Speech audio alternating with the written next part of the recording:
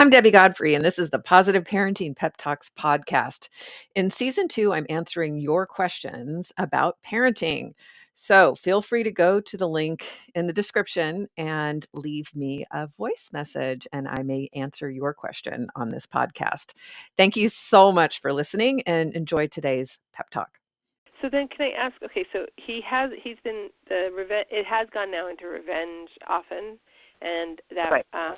So he says, "You've ruined my life," or "You've killed my heart," and so I feel like in that moment, I do feel angry, but I feel hurt, of course, and I feel like mortified. Like if for a millisecond, I actually go, "Oh my God," like he feels like I've ruined his life, and then I'm like the adult and go back and say, "Okay, Rachel, it's because he's very upset, and it feels like when a baby thinks it's dying when it's hungry, it feels that intensity." Which I can remember, I can relate. As a kid, I remember being told I couldn't have something and feeling like my whole insides were aching. So, what a great thing to share with him when you're in this, when he goes into that goal. I mean, because being empathetic is another good way to handle feelings. So that's good. I'm writing that down. Yeah. So once it's gone into the goal of revenge, remember with revenge, you have to refrain from discipline until the relationship is back intact. So at that point, you've got to let yourself off the hook of making him do it. It's like, okay, he's in revenge now. Any discipline is going to just cause more and more rebellion and anger and hurt, and it's not going to fly. So what I've been doing that I don't think has been working, so I haven't been saying the ouch. I've been just getting his feelings. So I've been sitting there with him when he's telling, like it happened this morning when he's telling me that I've, killed his heart. And so I'll say, you're feeling really sad about that. I can see that. And I know how much you love your toys. And when I said I know how much you love your toys, he got even more mad at me because, anyhow, that's another one of my questions. Were you going into threatening and like disciplining with the toys? No. Okay. So what had happened is, yes, 2 days ago they were playing, and then we have this, routine at night. I come in, I say, okay, we're going to brush teeth in about 20 minutes, and that is, we've talked about it. It hasn't been clear, but I had verbalized that means clean up. When I come in and give you that warning, you can play, and then you need to clean up by the time I come back in. And, if I come in and they're cleaning up, I'll help them clean up. It's not like, we're the military, but I want them to be getting ready for bedtime. And I'll even let them, they'll have, let's say, 20 toys out, and they'll clean up everything but, let's say, 1 or 2 that they're still playing with. That's fine too. So I feel like then again, I'm feeling like I give them, it's not regimented. And so anyhow, I came back in, and the place, I had actually stayed out longer than 20 minutes. I came back in, and the place was a freaking mess. And I was like, you guys, I told you I was going to come in 20 minutes, and we were going to brush teeth, and now the whole place is a mess, and you haven't even cleaned up.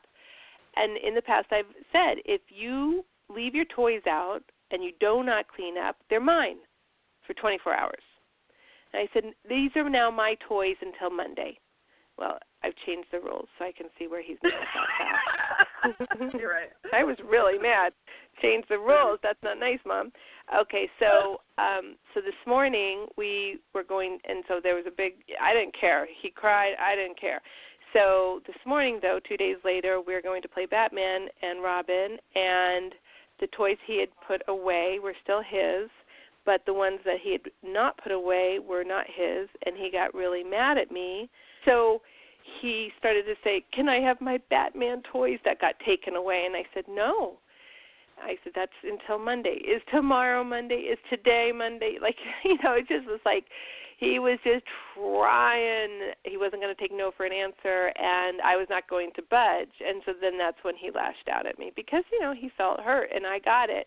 And I was saying, I know how much you love your toys. And when I said that, it was even more painful for him. So it renewed, like, the whole upset for him that he missed he really loves his toys. They're like his best friends. And anyhow, I didn't say ouch, though. So what I wanted to ask you was, he wants to hurt me. So by saying ouch, aren't I giving him the satisfaction? I know I'm saying this in a very, like, you know, like he's trying to be malicious. But anyhow, I'm just saying words without thinking much about them. So I'm just saying I'm going to have him feel like he did hurt me. And do I want that to happen? Well, okay, so did he want to, wait, I don't get what you just said. Yeah, okay, so like, say like if I, okay, I'll just say it this way. If I am the daughter and I have a mom, hypothetically, right, and she does something that really hurt me, and I'm doing the lashing out, and I say, I hate you, and then my mom says, ouch, I'd be like, oh yeah, that's right, I wanted to hurt your feelings, you know, like it. How am I going? Is that how he responds? Because that's not typically how they respond. What he doesn't say that. He just looks at me and he growls, or he narrows his eyes and scrunches up his face. Okay, and hopefully that would be either recognition or understanding or realization, because that's the point of saying ouch, is to mirror back the impact they're having on their world. And they should be a little mortified, you know, to realize, oh, geez, I'm being hurtful, you know. And so I wouldn't say, unless he was using that to rally his resources for a bigger attack, right? I think that, are you concerned about saying ouch because you're not sure if it's going to fly right? I'm concerned I'm not going to diffuse it. I'm concerned by saying ouch that he will have his goal realized, and then he'll be smug about it, and then he'll continue to do it because that's his goal, is to lash out. Okay. So you would be accurate if when you said ouch that you were taking it personally.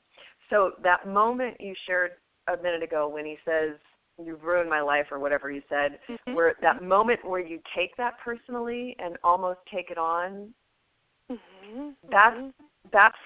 that's what you don't want to convey when you're saying ouch. So it's, I mean, you're going to feel that and then let it go. And so in the moment that you say ouch, it's not to relieve your hurt that he hurt you. When you're saying ouch, it's to serve him in mirroring to him the impact he's having on his world. So you're not taking anything on, which is where he's able to push your buttons. And the smugness and all that would be justified if you were taking on the pain he caused. Okay? So detachment here for you is really important.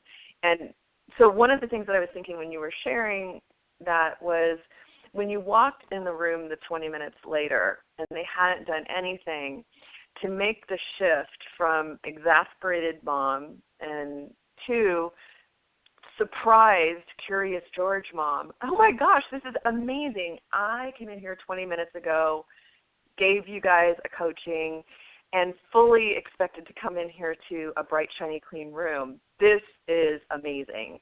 Like, what in the world could have what did I say that caused the room to get 10 times messier instead of cleaned up? I must have said something totally wrong there. You know, or just some kind of amazement at the fact that that simple reminder, request, whatever it was that came from you, had the complete opposite effect. And to not get into such discouraged mom, because that's where he can push your buttons. And so if you come in here with that attitude, go ahead. I'm so sorry. I just wanted to say, so if I am feeling discouraged like that, and I'm not feeling like humor is accessible, would you say that is a symptom then of not taking care of the self? Like, is that would you, in terms of our context and what we've learned, would you say that would, because I'm not feeling very humorous lately. Right, and so, yeah, I mean, that would be where we would go with that first is, are you taking care of yourself? Are you doing the things you know you need to do to keep your batteries charged and stuff? And do you have stuff just for you so that you're able to do this and keep your sense of humor? And, because if you are feeling like discouraged mom more of the time than not, then that probably is something to definitely look at as the first place to look is, are you doing that? Okay. Is there any other place that you in your experience would look? Yeah, I mean, the other place I would look is my relationship. How are we doing? Because sometimes when the kids are sometimes when the kids are acting out, there's tension and unresolved conflict in the relationship, and I had a therapist tell me the kids are barometers for that stuff. Yeah. So I'll look there and say, do I need to and it doesn't have to be to do with the kids, just any kind of tension. Yeah, right. And then maybe also prevention, like the whole GEMS, like right. Are you doing for the kids? Right, and that sort of thing. And then in that case too, when it was both of them, you have a lot of tools to put them in the same boat together and to talk about teamwork. It's very capable of taking a directive and then acting on it. And so, they were in that together. It wasn't just him and it wasn't just her.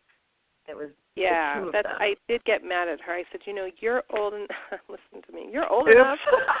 Oh man. I said, I depend upon you. I said, because she's very conscious about time. Like time is like her thing. And I said, I know you look at the clock. I know you know what time it is. And I don't know. I guess maybe, do you think there's something there for her in terms of? Yeah, that's what I was just sitting here thinking, like, what could have been going on with her? What could have been going on? What I didn't say. So good to go over this stuff. Okay, so first of all, I want to just write down. I changed the rules. And I just want to say, for my own whatever, I did say to them both, okay, obviously this isn't working. What can we do going forward to have this work? So they need an alarm, and so the 20 minutes. Okay, let me just change one word for you. So this obviously isn't working. What can you do moving forward? Instead of saying, what can we do, especially when you're dealing with them as a team. So use your pronouns correctly. What do you guys need to do? Because you're saying you're trying to get yourself out of it. So as long as you keep using we, you're going to keep yourself in it. I can't even tell you how appreciative I am of that right now, because I was going to set the alarm for 9:15 every day, and then I'm like, I can't have this alarm going off at 9:15 every day because we have it. Anyhow, I had this whole rant about it in my mind, like, here I am now responsible for another thing. Oh, my God. I love it. So they will have to do the timer. I will empower them. Phenomenal.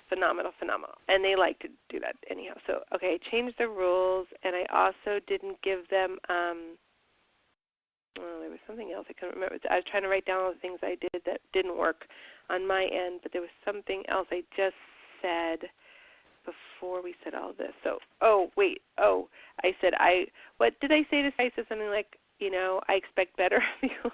So that was bad to say. Okay, so the other thing is, I'm sorry, I've just lost my whole train of thought. That's okay. So, yes. I said I would come back in 20 minutes, and I came back in 40 minutes. Yeah, that's not good. Sarah would be pissed off about that. Totally and completely. I think she's waiting for me to yeah, I really think, this is great to talk about this, because she would like for me to play with them at night, and I take that time to myself. And I don't think she likes it. She doesn't like for me to do those things. So I guess this is part of also what I wanted to talk about too. This has been a really fruitful, last month of upsets.